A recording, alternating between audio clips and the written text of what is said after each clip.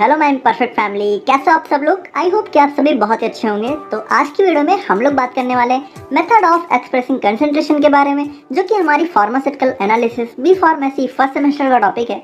और इसको आप लोगों ने 11th क्लास में भी एक बार आई थिंक देख रखा होगा। तो यार देखो, जो हमारा आज का टॉपिक है, इसको जानने से पहले हम लोग एक चीज़ को जानना बहुत ज़रूरी है कि सोल्यूशन क्या होता है, ठीक है।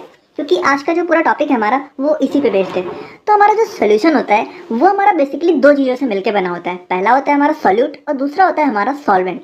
अब ये सॉल्यूट और सॉल्वेंट क्या होते हैं, तो अगर इसको एक बेसिक एग्जांपल से समझने की कोशिश करें तो आप लोगों ने चीनी पानी का जो है हमारा घोल तो देखा ही होगा।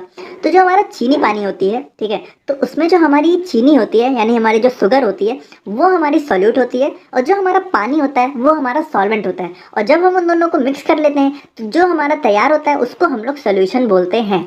अगर इसे यहाँ पे हम लोग देखना चाहें तो यहाँ पे मैंने आपको ब्लू कलर से सॉल्यूट दिखाने की कोशिश की है और ब्लैक कलर से यहाँ पे मैंने आपको सॉल्वेंट दिखाने की कोशिश की है। तो अब यहाँ पे बात आती है कि हम लोग सॉल्यूट और सॉल्वेंट का मतलब डिसाइड कैसे करें कि कौन सी चीज़ सॉल्यूट है कौन सी चीज़ सॉल्वेंट है। तो यार देखो, ये हमारा बेसिकली अगर नॉर्मली देखा जाए तो सिंपली जो हमारा लेस इन अमाउंट होता है वो हमारा सॉल्यूट होता है, और जो हमारा मोर इन अमाउंट होता है वो हमारा सॉल्वेंट होता है। यानी कि एक सोल्यूशन में जो हमारा कम अमाउंट में होगा उसको हम लोग सॉल्यूट बोलते हैं, और जो हमारा ज़्यादा अमाउंट में होगा उसको हम लोग सॉल्वेंट की कैटेगरी में डिवाइड करते हैं। तो अब बेसिकली जैसे हम लोग चीनी पानी के एग्जाम्पल की बात करें तो उसमें हमारा जो चीनी है वो बहुत कम अमाउंट में ऐड होती है, तो वो हमारी सॉल्यूट हो जाती है, और जो हमारा पानी है वो हमारा सॉल्वेंट आ जाता है। अच्छा, अब यहाँ पे एक चीज़ और देखने वाली है कि जो हमारा ये अमाउंट है ये हमारा टर्म्स ऑफ मोल के टर्म में डिसाइड किया जाता है। चलो इसको हम लोग अभी बाद में देख लेंगे, उसमें इतना कुछ परेशान होने वाली बात नहीं है। तो आई होप कि आप लोग को एक बेसिक आइडिया लग गया होगा। तो अब हम लोग बात करते हैं कि यहाँ पे कंसंट्रेशन क्या होती है, ठीक है। तो कंसंट्रेशन क्या होती है कि देखो, ये हमारा आज का पूरा टॉपिक इसी पे बेस्ड है, ठीक है। मेथड ऑफ एक्सप्रेसिंग कंसंट्रेशन, यानी कि जो हमारे कंसंट्रेशन होती है उसको एक्सप्रेस करने के लिए यानी उसको दर्शाने के लिए हम लोग बहुत सारे जो टर्म्स यूज करते हैं उसी को हम लोग को पढ़ना है।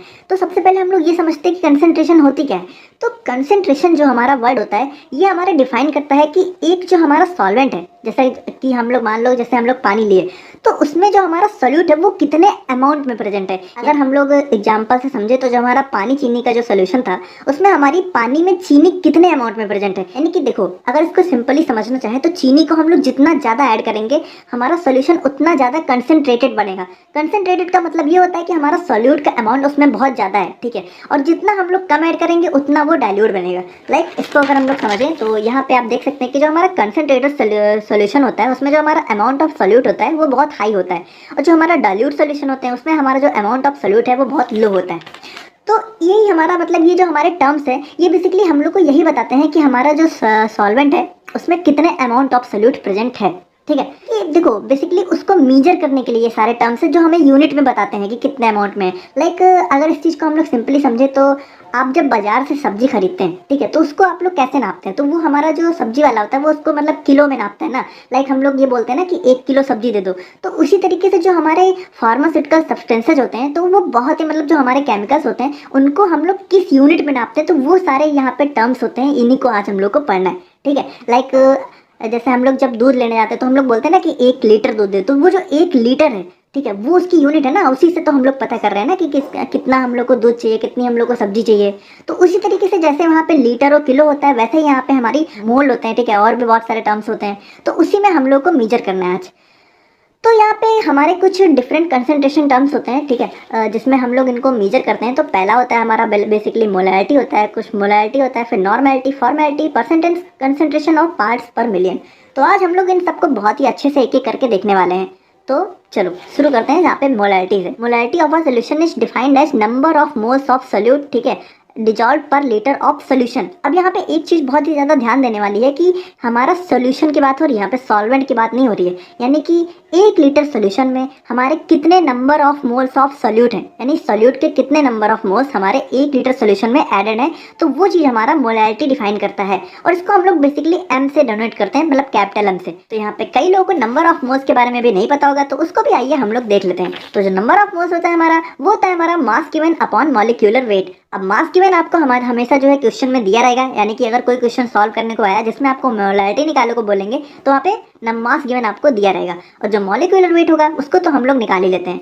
तो यहाँ पे अगर एक एग्जांपल से हम लोग समझने की कोशिश करें तो find the number of moles in 196 gram of H2SO4। अब यहाँ पे देखिए मास गिवन आपका क्या है 196 ग्राम, ओके। और उसके बाद मॉलिक्यूलर वेट ऑफ H2SO4 कितना होता है 98। अब यहाँ पे किसको कैसे निकालते हैं, तो हम लोग जो H2SO4 में एक एक मतलब एटम के मॉलिक्यूलर वेट को, ठीक है, यहाँ पे जोड़ लेते हैं। लाइक अगर हम लोग बात करें तो मॉलिक्यूलर वेट ऑफ हाइड्रोजन होता है 1। अब यहाँ पे हाइड्रोजन के कितने मोल है 2, तो हम लोग यहाँ पे 1 को मल्टीप्लाई कर लेंगे 2 से, और यहाँ पे हमारा हाइड्रोजन का मॉलिक्यूलर वेट कितना आ जाएगा H2 का 2, ठीक है। और उसके बाद हमारा क्या है सल्फर, तो सल्फर का हमारा मॉलिक्यूलर वेट होता है कितना 32। और उसके बाद हमारा ऑक्सीजन कितना है यहाँ पे 4, और ऑक्सीजन का मॉलिक्यूलर वेट होता है 16, तो यहाँ पे 16 इंटू 4 कर लेंगे क्योंकि यहाँ पे ऑक्सीजन 4 प्रेजेंट है। और उसके बाद ये कितना आ जाएगा 64। अब उसके बाद मॉलिक्यूलर वेट ऑफ H2SO4 में क्या करेंगे हम लोग, इन तीनों को जोड़ देंगे। तो यहाँ पे पहला क्या आया था 1 इंटू 2 इज इक्वल टू 2, उसके बाद हमारा सल्फर का आया था 32 प्लस 32, उसके बाद 16 इंटू 4 इज इक्वल टू 64, तो इसको यहाँ पे 64, तो 2 plus 32 plus 64 is equal to 98। तो आई होप कि आप लोग समझ गए होंगे मॉलिक्यूलर वेट को यहाँ पे कैसे निकालना है। अब यहाँ पे मॉलिक्यूलर वेट पता चल गया, मास गिवन पता चल गया, तो नंबर ऑफ मोल्स को हम लोग बहुत आसानी से निकाल सकते हैं। लाइक यहाँ पे देखें तो number of moles of H2SO4 कितना होगा, मास गिवन कितना है 196 और मॉलिक्यूलर वेट कितना है 98। 98 को 196 से हम लोग डिवाइड करेंगे तो कितना आएगा 2, यानी कि यहाँ पे जो हमारा number of moles of H2SO4 है वो हमारा कितना है 2, ठीक है। तो उसी तरीके से जो हमारे मोलैलिटी होती है उसमें हम लोग नंबर ऑफ मोल्स को निकाल लेते हैं, ठीक है, सोल्यूट के। और उसके बाद वॉल्यूम ऑफ सोल्यूशन हम लोग को 1 लीटर में दिया रहेगा, तो उसको हम लोग अब यहाँ पे भी मोलैलिटी को भी हम लोग यहाँ पे एग्जाम्पल से समझ लेते हैं बहुत ही इजी तरीके से। तो चलो मान लो हम लोग को क्वेश्चन में दिया है कि 2 moles of NaOH dissolved in 1000 ml of solution, define it's molality. तो मोलैलिटी हमारा क्या होता है, number of moles of solute upon volume of solution in litre. अब यहाँ पे इन लीटर आप लोगों को बहुत ध्यान से देखना है, ठीक है। तो अब यहाँ पे नंबर ऑफ मोल्स कितना दिया हुआ है 2, और यहाँ पे सोल्यूशन कितना है 1000 ml। अब 1000 ml देखो यहाँ पे अगर हम लोग समझे तो 1000 ml हमारा 1 लीटर के बराबर ही तो होता है। 1 लीटर में हमारे 1000 ml ही तो होते हैं। तो यहाँ पे लीटर कितना है, क्योंकि हम लोग को यहाँ पे क्या लिखा हुआ है, यहाँ पे हम लोग को यहाँ पे लीटर में रखना है ml में नहीं। तो ये लीटर कितना होगा 1, तो 2 divided by 1 is equal to 2। तो हमारा सोल्यूशन कितना हो जाएगा 2 मोलर, यानी कि मोलैलिटी हमारे इस सोल्यूशन की कितनी हो जाएगी 2। तो आई होप कि आप लोग समझ गए होंगे। अब यहाँ पे बात करते हैं हमारे सेकंड टर्म की, जो होता है हमारा मोलैलिटी, ठीक है। तो मोलैलिटी क्या होता है हमारा, तो ये देखो ये बहुत ही सिंपल है, जैसे हमारा मोलैलिटी है उसी तरीके से हमारा मोलैलिटी भी है। बस इसमें क्या होता है कि देखो नंबर ऑफ मोल्स इसमें भी होते हैं, बस ये हमारा जो यहाँ पे हमारा क्या था, देखो चीज़ों को कंपेयर करके चलो तभी चीज़ें अच्छे से समझ में आएगी। यहाँ पे हमारा क्या था वॉल्यूम ऑफ सोल्यूशन, और यहाँ पे क्या है वॉल्यूम ऑफ सॉल्वेंट। यहाँ पे बहुत ध्यान से देखने की जरूरत है, यहाँ पे सोल्यूशन है, यहाँ पे सॉल्वेंट है। देखो सोल्यूशन क्या होता है, सोल्यूशन हो जाता है कि जब हम लोग सॉल्यूट और सॉल्वेंट दोनों को जोड़ देते हैं, और सॉल्वेंट क्या होता है जिसमें हम लोग सॉल्यूट को मिक्स करते हैं। अब यहाँ पे वॉल्यूम ऑफ सॉल्वेंट तो है, लेकिन यहाँ पे एक चीज़ और भी डिफरेंस है, यहाँ पे हम लोग देख रहे थे कि ये लीटर में है और यहाँ पे ये चीज़ हमारे केजी में होती है। तो इस चीज़ को आप लोग को डिफरेंस को बस ध्यान में रखना है। बाकी देखो ये टर्म्स बहुत ईजी हैं। तो मोलैलिटी क्या होता है, मोलैलिटी होता है हमारा solution defined as number of moles of solute dissolve per KG of solvent, यानी 1 किलोग्राम सॉल्वेंट में हमारा कितना अमाउंट ऑफ सोल्यूट डिफाइंड मतलब डिजॉल्व है, ठीक है, नंबर ऑफ मोल्स के टर्म में, वो हमारा होता है मोलैलिटी, और इसको हम लोग स्मॉल m से रिप्रेजेंट करते हैं। तो अब लोग हम लोग यहाँ पे थर्ड टर्म को देख लेते हैं, जो कि हमारा होता है नॉर्मेलिटी। अब देखो ये नॉर्मेलिटी को आप लोग को बहुत ध्यान से देखने की जरूरत है, क्योंकि ये टर्म ना थोड़ा कॉम्प्लिकेटेड है और लोगों को आसानी से समझ में नहीं आता है, लेकिन बहुत ईजी है, ठीक है। तो हम लोग चलो देखते हैं। अब नॉर्मेलिटी ऑफ अ सोल्यूशन क्या होता है कि normality of a solution is defined as number of gram equivalent of solute dissolved per litre of solution, यानी कि हमारा 1 लीटर, जैसे कि हम लोगों ने यहाँ पे देखा था कि मोलैलिटी था, वैसे ही हमारा नॉर्मेलिटी है। बस वहाँ पे क्या था, देखो चीज़ों को कंपेयर करो, वहाँ पे था हमारा नंबर ऑफ मोल्स और यहाँ पे क्या है नंबर ऑफ ग्राम इक्विवेलेंट, और डिवाइड में क्या था कि वॉल्यूम ऑफ सोल्यूशन, वहाँ पे भी वॉल्यूम ऑफ सोल्यूशन था, और इन लीटर इसमें भी था उसमें भी था, यानी बिल्कुल सेम है, बस यहाँ पे नंबर ऑफ मोल्स की जगह नंबर ऑफ ग्राम इक्विवेलेंट आ गए हैं। अब ये ग्राम इक्विवेलेंट क्या बला है, तो इसको हम लोग देख लेते हैं यहाँ पे।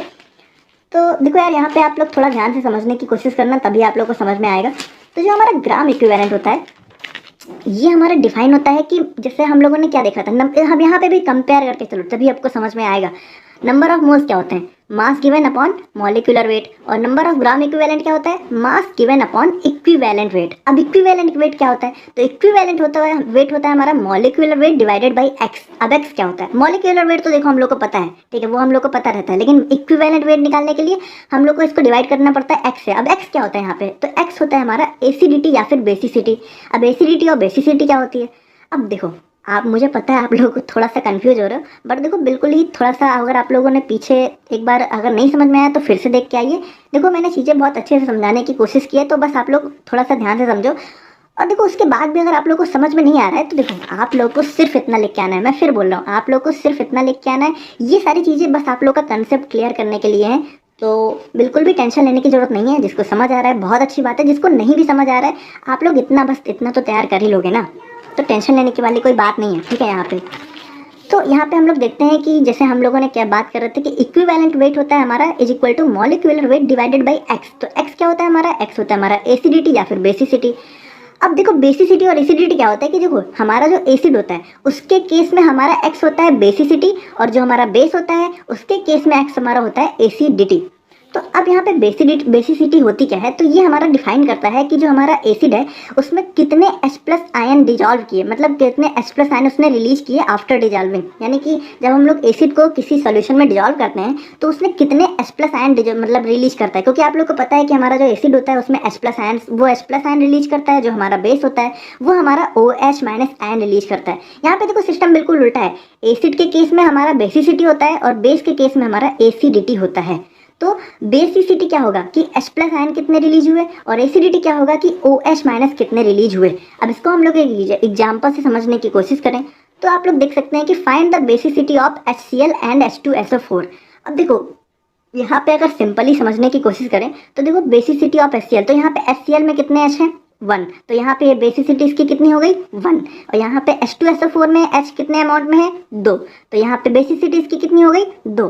और इसी तरीके से हम लोग यहाँ पे एसिडिटी की बात करें तो ये हमारा देख सकते हैं कि हमारा CaOH का होल स्क्वायर ये हमारा बेस है। अब यहाँ पे OH कितने हैं 2, तो इसकी एसिडिटी कितनी हो गई 2। हालांकि ये हर बार सही नहीं होता है, बट मेजॉरिटी केसेज में आप ऐसे तुक्का मारेंगे तो आपका लग जाएगा। तो आई होप कि आप लोग को बेसिकली समझ में आ गया होगा। तो अब यहाँ पे हम लोग समझ गए ना कि देखो यहाँ पे फिर से एक बार देख लेते हैं कि नंबर ऑफ ग्राम इक्विवेलेंट क्या है, mass given upon equivalent wait. Equivalent weight क्या है, molecular weight upon x. X क्या है हमारा एसिडिटी या फिर बेसिसिटी, और केस एसिड के केस में एक्स क्या है बेसिसिटी, बेस के केस में एक्स क्या है एसिडिटी। बेसिसिटी क्या होता है कितने H प्लस आयन रिलीज हुए, एसिडिटी क्या होता है कितने OH माइनस आयन रिलीज हुए। H प्लस और OH माइनस आयन को कैसे डिसाइड करेंगे, number of H and number of OH के टर्म्स में। तो आई होप कि आप लोग समझ गए होंगे। तो उसी तरीके से जब हम लोग नॉर्मेलिटी का भी अगर एक एग्जांपल देखने की कोशिश करें, ठीक है, तो नॉर्मेलिटी हमारा जैसे हम लोग यहाँ पे देखने की कोशिश करते हैं कि find the normality when 98 gram of H2SO4 dissolve in 4 litre of solution. ठीक है, तो नॉर्मेलिटी क्या होता है हमारा, यहाँ पे आप लोग देखिए number of gram equivalent upon volume of solution in litre. ठीक है, तो number of gram equivalent upon volume of solution in litre. अब यहाँ पे ग्राम इक्विवेलेंट हम लोगों ने देखा था अभी क्या होता है, mass given upon equivalent wait. अब मास गिवन कितना है, देखो मास गिवन मैंने कहा था आप लोग को क्वेश्चन में दिया रहेगा, तो मास गिवन कितना है 98 ग्राम, तो मास गिवन कितना है 98 ग्राम। अब इक्विवेलेंट वेट क्या होता है, मॉलिक्यूलर वेट अपॉन एक्स, तो मॉलिक्यूलर वेट यहाँ पे कितना है। अब H2SO4 का जो मॉलिक्यूलर वेट है वो हम लोगों ने अभी देखा था, देखो यहाँ पे हम लोगों ने अभी देखा था कि मॉलिक्यूलर वेट ऑफ H2SO4 कितना है 98, तो यहाँ पे मॉलिक्यूलर वेट कितना हो गया 98। ठीक है, और उसके बाद हमारा एक्स क्या था, मैंने आप लोगों को बताया था कि बेसिसिटी या फिर एसिडिटी। तो यहाँ पे H2SO4 क्या है, H2SO4 एक एसिड है, तो यहाँ पे हम लोग क्या देखेंगे बेसिसिटी। और बेसिसिटी क्या होती है कि कितने H प्लस आयन रिलीज हुए, तो यहाँ पे कितने H है 2, तो इसकी बेसिसिटी कितनी हो जाएगी 2।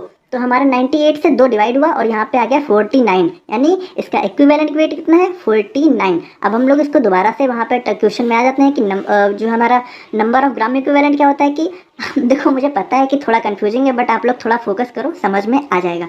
नंबर ऑफ ग्राम इक्विवेलेंट क्या होता है, mass given upon equivalent weight. Mass कितना गिवन था 98, इक्विवेलेंट हम लोगों ने कितना निकाला 49, तो 98 को 49 से डिवाइड करेंगे हमारा कितना आ जाएगा 2। तो अब नॉर्मेलिटी हमारी क्या निकलेगी, number of gram equivalent upon volume of solution in litre. अब नंबर ऑफ ग्राम इक्विवेलेंट कितना है 2, volume of solution in litre कितना है 4। यहाँ पे देखिए क्वेश्चन में क्या था कि 4 लीटर वॉल्यूम ऑफ सोल्यूशन, यहाँ पे लीटर में दिया हुआ है तो इसको कन्वर्ट करने की जरूरत नहीं है। तो अब यहाँ पे नॉर्मेलिटी हमारी क्या हो गई कि 2/4 is equal to 1/2 is equal to 0.5, यानी इसकी नॉर्मेलिटी हमारी कितनी हो गई 0.5N। तो आई होप कि आप लोग को समझ में आ गया होगा। और देखो अगर नहीं समझ आया तो एक बार आप लोग फिर से जाके दोबारा से हर एक चीज़ देखो, डेफिनेटली यार आप लोग को समझ में आ जाएगी। ठीक है, और इसको राइट डाउन करते रहो। ठीक है, सिर्फ देखने से समझ में नहीं आएगा, आप लोग जब तक लिखोगे नहीं तब तक आप लोग को समझ में नहीं आएगा। मुझे पता है कि देखो यार एनालिसिस में ना कुछ टर्म्स आप लोग को थोड़ा सा मतलब कॉम्प्लिकेटेड लगेंगे, बट अगर आप ध्यान से समझने की कोशिश करोगे तो डेफिनेटली समझ में आएगा। ठीक है, तो अब हम लोग यहाँ पे तीसरा टर्म हमारा देख लेते हैं जो कि हमारा फॉर्मेलिटी है। तो देखो हमारा जो नॉर्मेलिटी है, मोलैरिटी है, फॉर्मेलिटी है, ये हमारे एक ही थाली के चट्टे बट्टे हैं। बस ये पे थोड़ा सा ना एक थोड़ी थोड़ी सी चीज़ें अलग हो गई हैं, बाकी ये सारे भाई बहन हैं आपस में, बातों को समझो। तो अब हमारा फॉर्मेलिटी क्या होता है, ये भी हमारा मोलैरिटी जैसा होता है। तो जैसे हम लोगों ने क्या देखा था, वहाँ पे नंबर ऑफ मोल्स थे, यहाँ पे नंबर ऑफ 4 मोल्स हैं। तो ये 4 मोल्स आखिर क्यों आया, ठीक है, फॉर्मेलिटी क्यों आया। तो देखो मोलैरिटी हम लोग किसी भी सब्सटेंस की निकाल सकते हैं, लेकिन जो फॉर्मेलिटी होती है वो हमारा आयनिक कंपाउंड की बेसिकली निकाली जाती है। या फिर हम लोग बात करें कि आयनिक कंपाउंड के केस में हम लोग फॉर्मेलिटी को ही डिफाइन करते हैं, यहाँ पे मोलैरिटी नहीं डिफाइन होती है। तो आयनिक कंपाउंड क्या होते हैं कि जो आयंस में रहते हैं, ठीक है, जो आयंस रिलीज करते हैं। तो जो आयनिक कंपाउंड होते हैं उनके केस में हम लोग फॉर्मेलिटी का यूज करते हैं। तो फॉर्मेलिटी क्या होती है, नंबर ऑफ 4 मोल्स, ठीक है, divided by volume of solution in litre. अब देखो फॉर्मेलिटी क्या है ना, ये कोई बहुत ज़्यादा मतलब इसका यूज नहीं होता है, तो इसको हम लोग बहुत ज़्यादा डिटेल में नहीं देखेंगे, आप लोग बस ऊपर ऊपर से समझ लो। तो यहाँ पे अगले कंसेंट्रेशन टर्म्स की तरफ आ जाते हैं, तो वो हमारा होता है परसेंट कंसेंट्रेशन, ठीक है। तो इसके अंदर हमारे बेसिकली 3 पार्ट होते हैं, जो कि पहला होता है हमारा परसेंटेज वेट बाय वेट, दूसरा होता है हमारा परसेंटेज वॉल्यूम बाय वॉल्यूम, और तीसरा होता है हमारा परसेंटेज वेट बाय वॉल्यूम। अब यहाँ पे देखो नाम से ही समझने की कोशिश करेंगे तो हम लोग को चीज़ें आराम से समझ में आ जाएंगी। वेट बाय वेट का मतलब क्या है कि इसमें जो हमारा सोल्यूट है वो भी हमारा वेट में होगा, और सोल्यूशन है वो भी हमारा वेट में होगा, यानी दोनों चीज़ें हमारी मास में होंगी, दोनों चीज़ें हमारी ग्राम में होंगी। यहाँ पे लीटर या फिर ml में कोई चीज़ नहीं होगी, बातों को समझिए। और उसके बाद हम लोग इसको, अब देखो परसेंट क्या है, परसेंट है तो इसको हम लोग 100 से मल्टीप्लाई कर देंगे और उसके बाद हमारा परसेंटेज निकलेगा। अब देखो इसको हम लोग सॉल्यूशन से मतलब एग्जाम्पल से समझते हैं तो आप लोग को ज़्यादा अच्छे से समझ में आ जाएगा। एक को समझ लेंगे, बाकी आप लोग आराम से समझ जाएंगे। अब देखो हमारा क्या है कि 10 ग्राम NaCl dissolve in 90 gram water, find weight by weight percentage. अब यहाँ पे देखो कि वाटर हमारा क्या है, सॉल्वेंट है, और यहाँ पे NaCl क्या है, हमारा सोल्यूट है। तो ये वाटर हमारा किस में है, ग्राम में, NaCl क्या है, ग्राम में, यानी दोनों चीज़ें वेट में है। तो यहाँ पे परसेंटेज वेट बाय वेट निकलेगा। तो यहाँ पे परसेंटेज वेट बाय वेट की बात करें तो mass of solute upon mass of solution into 100। तो मास ऑफ सोल्यूट कितना है, 10, और मास ऑफ सोल्यूशन कितना है, 90। यहीं पे आप लोग कर दोगे गलती, क्योंकि यहाँ पे 90 ग्राम वाटर है, ठीक है, सोल्यूशन नहीं है। सोल्यूशन मैंने क्या बताया था स्टार्टिंग में कि सोल्यूशन होता है कि सॉल्वेंट प्लस सोल्यूट। तो यहाँ पे वाटर क्या है, वाटर सोल्यूशन नहीं है, वाटर सॉल्वेंट है। तो सोल्यूशन के लिए क्या करेंगे हम लोग, 90 को 10 में जोड़ देंगे, ठीक है, क्योंकि हमारा सोल्यूट क्या है, NaCl, और सॉल्वेंट क्या है, वाटर। तो सोल्यूशन कैसे बनेगा, सोल्यूट प्लस सॉल्वेंट, यानी 90 प्लस 10। तो यहाँ पे हमारा जो सोल्यूशन है उसका कितना अमाउंट हो जाएगा, उसका हो जाएगा 90 प्लस 10। तो यहाँ पे 10/100 इंटू 100, तो 100 से 100 कट गया, उसके बाद हमारा 10% आ गया, यानी कि इसकी जो वेट बाय वेट परसेंटेज होगी वो हमारी कितनी हो जाएगी, 10%। तो आई होप आप लोग समझ गए होंगे। अब इसी तरीके से देखो हमारा जो वॉल्यूम बाय वॉल्यूम है वो भी बिल्कुल सेम है, बस यहाँ पे क्या होगा, यहाँ पे जो हमारा सोल्यूट और सोल्यूशन दोनों चीज़ें वॉल्यूम में होंगी, यानी दोनों चीज़ें ml या फिर लीटर में होंगी, ठीक है। और उसके बाद इसको भी 100 से मल्टीप्लाई कर देना है। और तीसरा हमारा परसेंटेज वेट बाय वॉल्यूम, यानी कि इसमें देखो सोल्यूट क्या है वो वेट में होगा, और जो सोल्यूशन है वो हमारा वॉल्यूम में होगा। देखो जो चीज़ ऊपर है, ठीक है, वो हमारा सोल्यूट है, जो चीज़ हमारा नीचे है वो हमारा सोल्यूशन है। तो जो ऊपर है वो हमारा मतलब सोल्यूट में होगा, मतलब सोल्यूट हमारा उस चीज़ में होगा, और जो नीचे है सोल्यूशन हमारा उस चीज़ में होगा। तो आई होप कि आप लोग समझ। यहाँ पे हम लोग अगले कंसेंट्रेशन टर्म्स की बात करते हैं, जो कि हमारा होता है पार्ट्स पर मिलियन, ठीक है। तो यहाँ पे आप वर्ड से समझने की कोशिश करो, पार्ट्स पर मिलियन, यानी 1 मिलियन में कितने पार्ट है। तो आप लोग समझ रहे हो मिलियन मतलब क्या होता है, 10 लाख, मतलब 10 लाख हमारे जो सॉल्वेंट है, ठीक है, 10 लाख सॉल्वेंट पार्टिकल में कितने अमाउंट ऑफ सोल्यूट ऐड है। यानी आप लोग बातों को समझ रहे हैं कि कितना बहुत ज़्यादा डाइल्यूट सोल्यूशन में हम लोग इसको यूज करते हैं। कि per million is generally use to express the concentration of very dilute solution, यानी जिसमें हम लोग सोल्यूट का बहुत ही कम अमाउंट यूज करते हैं। और ये बेसिकली हमारा रिप्रेजेंट किया जाता है CppM से। और यहाँ पे इसको देखने की कोशिश करें तो CppM इज इक्वल टू होता है mass of solute upon mass of solution into 10⁻⁶। अब इनको हम लोग एक एग्जाम्पल से देखने की कोशिश करें तो जैसे कि हम लोग देखते हैं यहाँ पे कि 10 ग्राम हमारा NaOH, ठीक है, मान लो। अब देखो मिलियन का मतलब क्या होता है, मिलियन का मतलब होता है 10 लाख, ठीक है। तो इसीलिए मैंने यहाँ पे 10⁻⁶ से मल्टीप्लाई किया है, 10⁻⁶ is equal to 10 lakh. I hope कि आप लोग समझ गए होंगे। तो यहाँ पे अगर हम लोग एग्जाम्पल से देखें तो हमारा मान लो 1 ग्राम NaOH, ठीक है, डिजॉल्व है 1000 ग्राम ऑफ सोल्यूशन। देख रहे हो ना आप लोग कि हमारा सोल्यूशन कितना है, 1000 ग्राम, और सोल्यूट कितना है, 1 ग्राम, यानी बहुत ज़्यादा अमाउंट ऑफ सोल्यूशन में बहुत कम अमाउंट ऑफ सोल्यूट जब डिजॉल्व होता है तभी हम लोग इसको यूज करते हैं। और उसके बाद इसको मल्टीप्लाई किससे करते हैं, 10⁻⁶ यानी 10 लाख से। तो 1/1000 इंटू 10⁻⁶ यानी 1/1000 इंटू 10 लाख, और यहाँ पे 000 से 000 कट हो जाएगा। और CppM हमारा कितना आ जाएगा 1000। ठीक है, तो आई होप कि आप लोग आज का टॉपिक समझ गए होंगे। मुझे पता है कि थोड़ा सा कॉम्प्लिकेटेड था, बट यार मैंने पूरी कोशिश की है कि आप लोग को एक एक चीज़ समझ में आ जाए। और देखो नहीं समझ में आई है तो बस यहाँ पे नोट्स में जितना लिखा हुआ है वो आपको डिस्क्रिप्शन बॉक्स में मिल जाएगा। बस आप लोग को उतना तैयार कर लेना है, एग्जाम के पॉइंट ऑफ व्यू से उतना बहुत है। और बाकी कोई चीज़ नहीं समझ में आई तो प्लीज़ आप कमेंट करके बताना, और मिलते हैं नेक्स्ट वीडियो में। Thank you so much.